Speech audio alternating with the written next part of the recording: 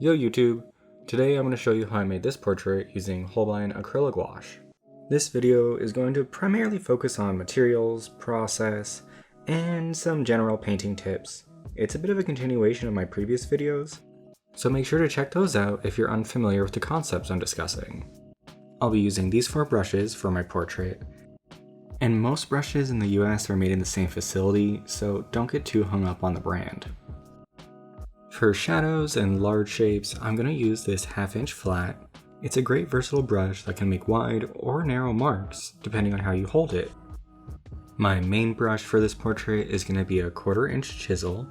The round 4 I'll use for smaller details or anywhere with nice curves.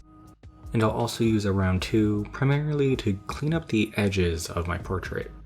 Now, as far as paint goes, there are 2 different types of gouache, and they act completely different. Acrylic gouache is what I'll be using for this portrait, and it's going to be closer to acrylic paint.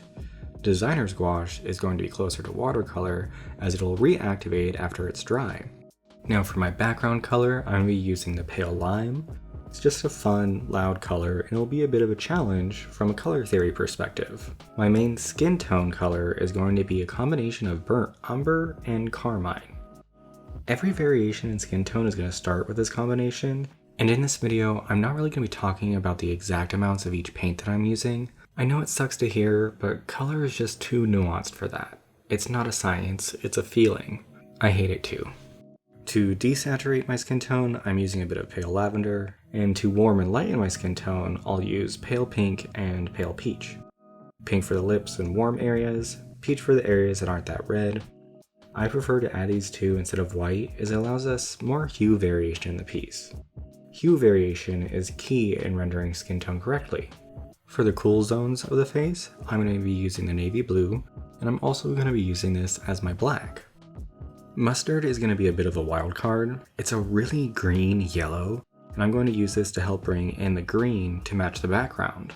For my hair color, I'm going to bring in the primary yellow, and I'm going to use this with a carmine to make a nice orange color. Now, because I'm using primary yellow instead of mustard for the hair, I'm building in some differentiation from the skin tones. The last tool that I have is going to be a Stay Wet palette. If you're a painter and you don't have one, you need to get one ASAP. This one's brand new because I misplaced mine. It keeps your paints from drying out and makes it a lot easier to step away and come back to a project. It's pretty much just a sponge with a little bit of porous paper on top. I'm sure there's a DIY way to make one, I just prefer to buy them, to be honest. Getting into the actual painting, the first thing I'm going to do is establish my darks and the 2 value read. I talk about this at length in my marker portrait video, so check that out if you're unfamiliar with the concept. Because I'm using a 1/2 inch flat brush, I'm not going to stress too much about getting everything perfect. I'm just trying to knock out those dark areas.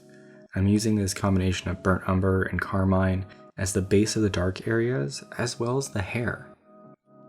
And I realized that I skipped over my sketching process, and that's going to be because I have an entire video on my construction method, which is a take on the Loomis method.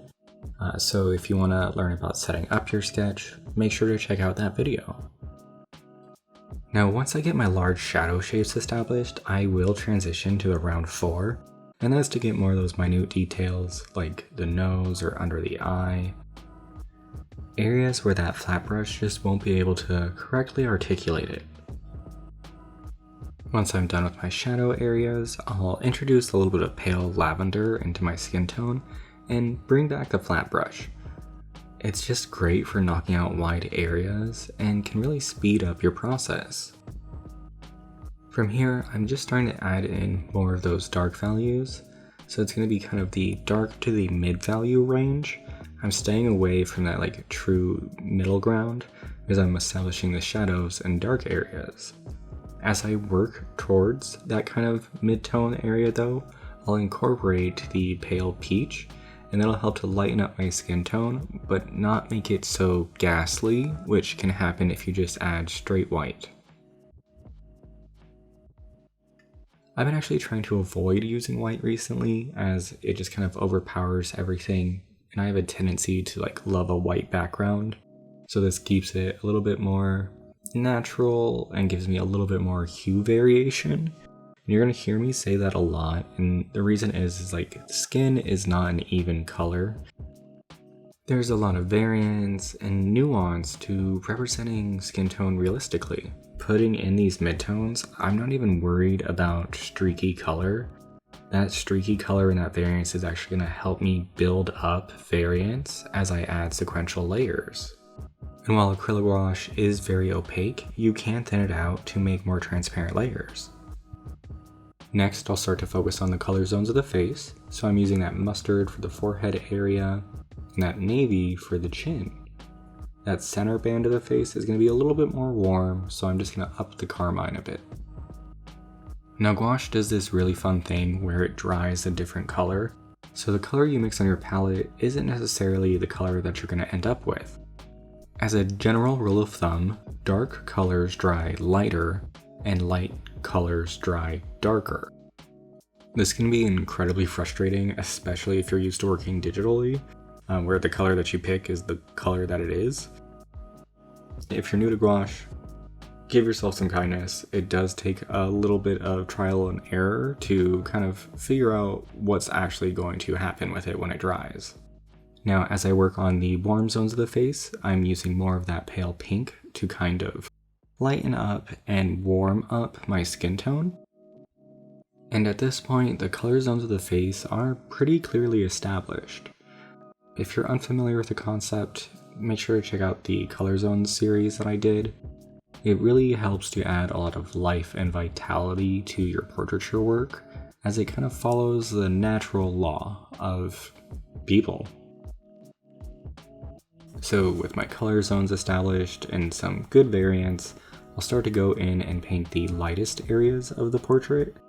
This is going to be areas where the most light hits the skin, and I'm doing this primarily in more transparent layers, as all those brush strokes that I have are going to build on each other, and they're going to help build in more of that hue variance in the skin tone.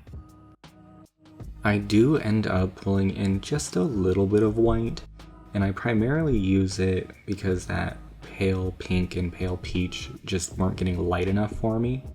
And I also, for the yellow zones of the face, needed that white so that I didn't end up with an orange color. I needed it to be closer to a taupe, especially because that background is so green, so it's going to make everything read just more pink. I'm also going to start incorporating that round 4 again, and I'm going to use this to round out some edges, add dark areas between like the lips, and just any kind of thin detail. It's going to be a lot easier to do it with this brush than the chisel or the flat. And it's just a great way to bring back those details that might have gotten lost in the painting process. I'll also use some of the pure carmine in the eye for just like a fun saturation effect. For his vest, I'm actually going to split load my flat brush. It's going to have a bit of navy and a bit of that burnt umber on it. And because I'm not blending those two colors, when it dries, it'll give like a fun, almost fabric-like effect. I really liked this. I was happy with how it came out and how it's like a completely different texture than the skin tone and the hair in the end. Now, at this point, all the heavy lifting in this portrait is done. We've got a strong shadow zone, we've got the color zones of the face. So it's really just using transparent layers and pushing those highlights higher so that they have more of a three-dimensional effect. Here I'm using a combination of wetter transparent layers and dry brush technique. The transparent layers, because I don't want to completely erase all the work that I did, but the dry brush is going to be a nice way to add texture. Acrylic gouache has more texture than designer's gouache, and it's something that you can use to your advantage, and it's something that I really like about the medium, though I do typically thin out my acrylic gouache just a little bit. It's rare that I'll work directly from the tube, because it's just too thick out of the tube, especially if it's older paint. And here's where I pull in that round 2 brush. His neck was just a little bit too thick, so I wanted to make sure to clean that up so it looked like his neck was more turning and that muscle that runs from the clavicle to behind the ear was wrapping around a form. And then using that carmine and primary yellow mixture, I'll go in and start to knock out the hair. It's a very similar process to the skin tone, except for I'm grouping my areas and trying to reduce my brush strokes as much as possible. I'm not trying to articulate everything, I'm just really trying to give the impression of the hair. And I'll add a little bit more of that pale paint to it to kind of bump up that red and that orange as I go through lighter colors.